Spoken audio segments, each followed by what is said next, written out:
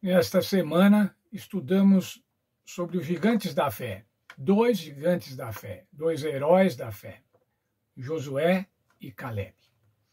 Aos 85 anos, portanto, um idoso, Caleb, quando da distribuição da terra, ainda se mostrava entusiasmado com a conquista. Caleb mantinha a mesma fé ao longo da vida. Veja um texto de Ellen White falando sobre Caleb, no livro Patriarcas e Profetas, página 447. Nessa época, a fé de Caleb era exatamente igual à de quando seu testemunho tinha contrariado o relato pessimista dos espias. Isso quer dizer, na época da distribuição das terras. Havia acreditado na promessa de Deus de que levaria seu povo a possuir Canaã. E nisso havia seguido fielmente ao Senhor. Tinha suportado juntamente com o povo a longa peregrinação do deserto, participando das desilusões e fardos dos culpados. Contudo, não se queixou disso, mas exaltou a misericórdia de Deus, que tinha preservado sua vida no deserto, quando seus irmãos foram eliminados. Entre todas as dificuldades, perigos e pragas das vagueações pelo deserto, e durante os anos de guerra, desde que entraram em Canaã, o Senhor o tinha guardado. Agora, com mais de 80 anos, seu vigor não havia diminuído. Não pedia para si uma terra já conquistada, mas o lugar que, mais do que todos, os outros espias haviam considerado impossível subjugar. Com a ajuda de Deus, arrancaria essa fortaleza daqueles mesmos gigantes, cujo poder tinha abalado a fé de Israel. Não foi desejo de honras ou engrandecimento próprio que determinou o pedido de Caleb.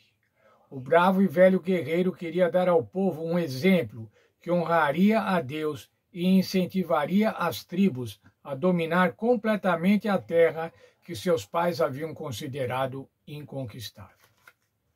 Era esse o espírito de Caleb, o entusiasmo de Caleb, o desejo de incentivar o povo a conquistar a terra. Por isso ele pediu à montanha: dê-me essa montanha, conquistar a montanha, conquistar o monte Hebron. O que é que nós podemos aprender então com Caleb e também com Josué, que são os personagens da lição desta semana?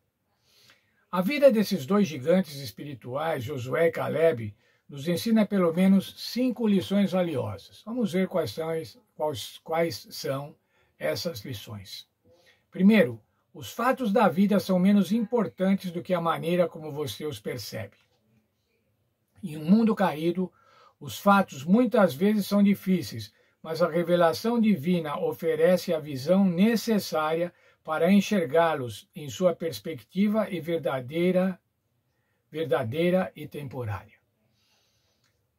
Os problemas da vida não são absolutamente intransponíveis, não são tão grandes como parecem.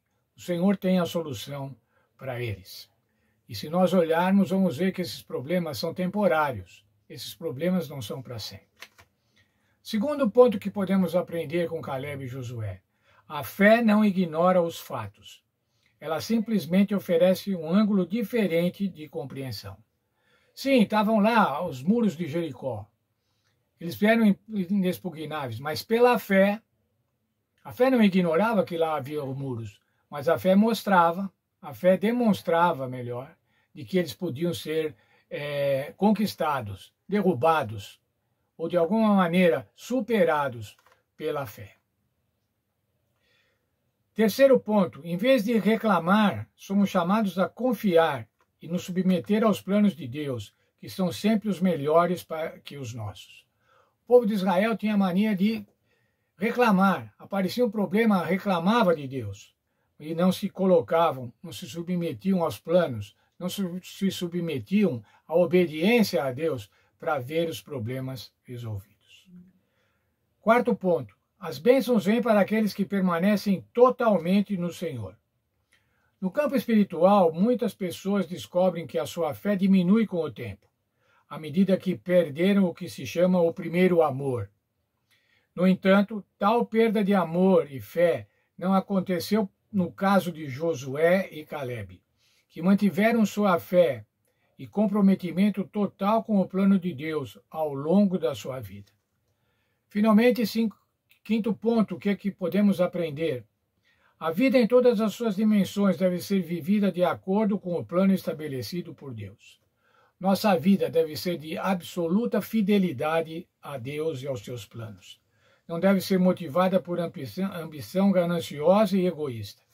A vida de Josué e Calebe exemplificam as palavras de Paulo em 1 Coríntios 10, 31. Portanto, se vocês comem, ou bebem, ou fazem qualquer outra coisa, façam tudo para a glória de Deus. Devemos viver para a glória de Deus. Devemos viver para testemunhar sobre o Senhor Deus, sobre o caráter amoroso do Senhor Deus. Assim deve ser a nossa vida. Como aplicar, então, em nossa vida o que nós aprendemos com Calebe e Josué? Quando enfrentamos os desafios da vida, podemos vê-los na perspectiva da dúvida ou da fé. Como esse texto aqui do pastor Paul Litan, falando sobre a fé e a dúvida. A dúvida vê os obstáculos, a fé vê o caminho. A dúvida vê a noite mais escura, a fé vê o dia. A dúvida teme dar um passo, a fé a fé voa alto. A dúvida questiona, quem acredita? A fé responde, eu. A fé, irmãos, é a solução das nossas aflições, é a solução das nossas tribulações. E a fé é que faz com que adoremos a Deus. A Bíblia diz, sem fé é impossível adorar a Deus. Que Deus abençoe, irmãos, e que nós possamos ter fé. Nós possamos ter fé ao longo da vida. Na escola sabatina, nós temos desde as crianças pequenas, do rol do berço, até os mais idosos, nas classes dos adultos. Todos nós, irmãos, crianças, jovens, adultos de meia idade, adultos idosos, devemos manifestar a fé, a mesma fé. Uma fé crescente, uma fé que nos leva a um processo de santificação, como vimos na lição dessa semana. Que Deus nos abençoe para que a gente possa manter a fé.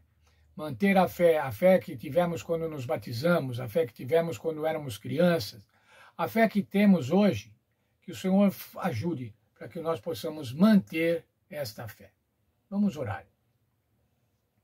Senhor Deus, obrigado pelo estudo da lição desta semana, quando vimos heróis da Bíblia, heróis do teu povo, Calebe e Josué. Vimos o comportamento deles, o desprendimento deles, a humildade deles e também a firmeza deles nos momentos necessários. Vimos o trabalho de Josué em distribuir a terra e a humildade em escolher uma pequena terra, uma cidade para ser reconstruída, mas que estava perto da tua casa, da casa do Senhor. Nos abençoe para que tenhamos este espírito, o espírito diferente, um espírito diferente do mundo, um espírito diferente daqueles que não creem em Deus, mas tenhamos um espírito, ou seja, um comportamento que honre ao Senhor Deus, que honre ao Senhor Jesus Cristo. Nos abençoa nesse sentido, perdoa, por favor, as nossas faltas, é o que eu peço em nome do Senhor Jesus. Amém. Muito bem, vamos nos encontrar amanhã na igreja, vamos nos encontrar amanhã nas classes da Escola Sabatina. É uma maravilha, irmãos, a Escola Sabatina.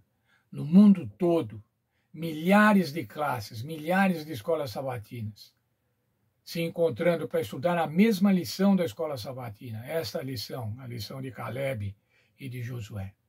Vamos encontrar nossos irmãos na igreja, vamos encontrar também nossos familiares, muitos vão fazer um almoço familiar. Deus abençoe a todos, que Deus dê alegria. Sábado é o dia da alegria, portanto, seja feliz neste dia, esse é o plano de Deus, é que você seja feliz.